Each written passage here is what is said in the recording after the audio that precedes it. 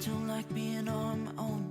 I could use someone to hold, and I've been trying to fill the void, but my bed is getting cold. Cause I don't have you, I don't have us, at least not anymore.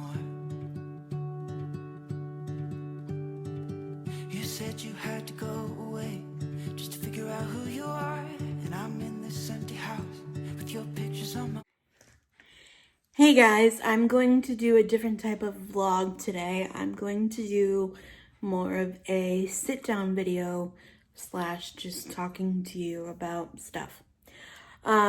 Today, Wednesday, October 6th, 2021 is World Cerebral Palsy Day. Today is a day that is recognized all around the world as World Cerebral Palsy Day. Now, technically, March is CP Awareness Month, but I believe that is only technically recognized in the US, and this is recognized all around the world, as I said that.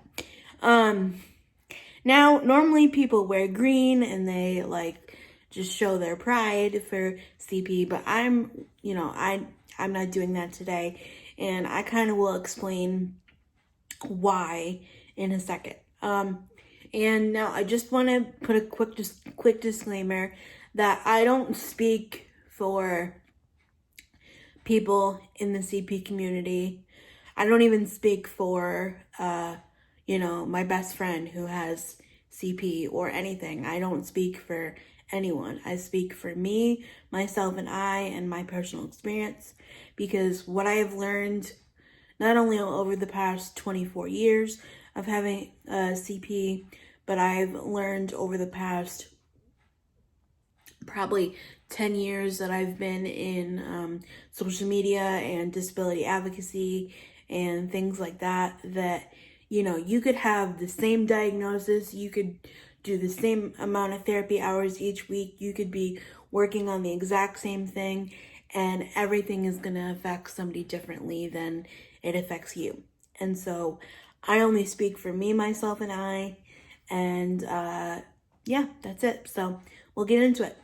So the first thing is I want to say that I am incredibly thankful that we get recognized on this day. And, we have an awareness day, and I've seen pictures of bridges and local state buildings get lit up and, things like that, and they're all green and whatever. And I myself have an amazing support system in years past that have, wore green when I've asked them to, and they, do all that sort of stuff. I guess it's just come to me in the last, however many years that I've realized that, it's not just today that, we need awareness. Sorry, apparently Hope had something that she wanted to say as well. But, we could talk about this topic for hours. But I just came to the realization that, every day is CP Awareness Day for me. I try to teach, not just people online, but I try to teach, people around me that, hey, I deal with accessibility issues, and hey, this is what to look for if it's going to be accessible, and hey, this is an equal for disabled people, and hey, this is, and not only does it affect my physical body with chronic pain, spasms, tight muscles, surgeries. I've had 5-6 surgeries now in my life. I've been to different specialists for surgeries when I was younger, because when you are young, they want to do early intervention. They want to try to get everything done, before you stop growing and before your body changes. So I've been to Boston. I've been to New York. I had the evaluation to see if I was a good candidate for SDR surgery, and I wasn't. So I had the tendon lengthening instead, and that was recovery. That was, intensive rehab. That was all that stuff. And then, casting, going back to school. And then I found the baclofen pump, and that was the best medical decision that I've made in my life, because it gave me, a quality of life, and I wasn't so tight, and I could do transfers, and I could do things like that. And, so I've been all over the map, but I think sometimes that people forget, whether it's insurance companies or whether it's, equipment companies like wheelchairs and whatever, that we're not always, we're not going to be children forever. We're not, once we turn 18, there's not, because I will say that if you guys have watched my videos for a while, the transition from high school to after high school, whether, you go to college, or, you enter the workforce, or you do some sort of program that helps you go to work, or whatever you choose to do. It is a huge transition. It feels like, for me, the best way I can describe it, it feels like, I live in a small town, whatever, everybody knows everybody. But then I moved to like a big city, like New York, where like I have my suitcase and I'm on the side of the street.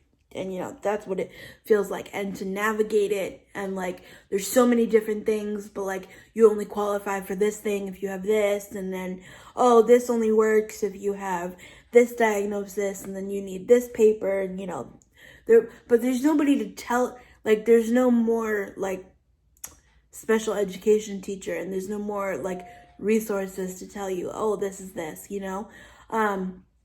and then not even to mention if you wanted to try to live on your own and, get assisted living and, funding for that. And, not even to mention like if you wanted to get like a vehicle. I know vehicles are super expensive for, for the disabled. And, luckily, we found one at a really good deal. But I know people that fundraise for years and years and years for, stuff like that. So for me, it just personally feels like, not that we're forgotten, I don't want to use that word, but like it makes me feel that like people don't realize that, yes, this is a childhood disability, but once we turn 18, we still need services. Like, I would benefit from therapy, but not a lot of places take adults, or it's different than what we used to do when we were younger, and stuff like that. And I don't know, I feel like that in itself is a full-time job, like trying to advocate for yourself that you need different services, or you need like a certain piece of equipment to make you successful, and like either the insurance company doesn't believe you, or there's a battle with them or something. And like trying to find a doctor who would treat an adult with CP is a battle in itself. And I'm so blessed, and I'm so grateful that my doctor treats adults with CP. He also treats adults with other neurological disabilities like MS and all that stuff, but he definitely treats adults with CP, and I'm so thankful. But it's a full-time job. And my friend Robin, who I linked in yesterday's video, she did a really good job of explaining what it's like to have CP in your 20s, and I'm going to do my own take on that. And then I feel like the last thing I want to talk about is how it affects your mental health. Because for so long, when you're young, you have other people advocating for you. Yes, you start trying to, when you're young, you know how your body works, you know how it feels, and you advocate for yourself. But, after a while, at the end of the day, you still have people who are advocating for you, whether it's your parents, you know, your grandparents. You know, my nanny was at every doctor's appointment with me, like ever. You know, whether it's your grandparents, your school folks, your aunts and uncles, you know, the whole family, whole shebang, right? But, you know, and yes, to this day, my mom is still there and she's still with me at every doctor's appointment, and I'm so thankful for her. But, you know, advocating for yourself as an adult with what everybody thinks is a childhood disability, that's what I've seen it in the media as, is a childhood disability, is nuts. You know, it's really hard. And to go back to the accessibility piece, like, I've had to fight for years to get a chair that remotely fits me well. And this one I'm currently in, I've had for just about a year. It'll be a year December 15th. And we've tried 2-3 chairs before this, you know, that I've been stuck with for 5 years before it fits, you know. Because, you know, everybody thinks you're a certain size, and you're, you know, or, you know, you have to fit this mold that they have, or this idea in their head that they have for you, and you're not that. And, you know, the accessibility piece, like, oh, everybody could just hop in an Uber, and go do something. But you have to see if they have a specialized vehicle, and then you have to call and wait for it. And then sometimes it's more expensive. And, you know, sometimes, oh, you want to go get coffee with your friends, but, you know, the shop isn't accessible, or it's on a street that doesn't have a cutout, or, you know, whatever. And that really drains on your mental health. And, that is I'm telling you, that is one of the biggest reasons that I'm in therapy today, is the accessibility challenges and trying to deal with the feeling of being constantly frustrated. So I don't want this video to seem that I'm complaining at all, because I'm super thankful that I'm alive and well today, and I'm super thankful that I have the services that I do.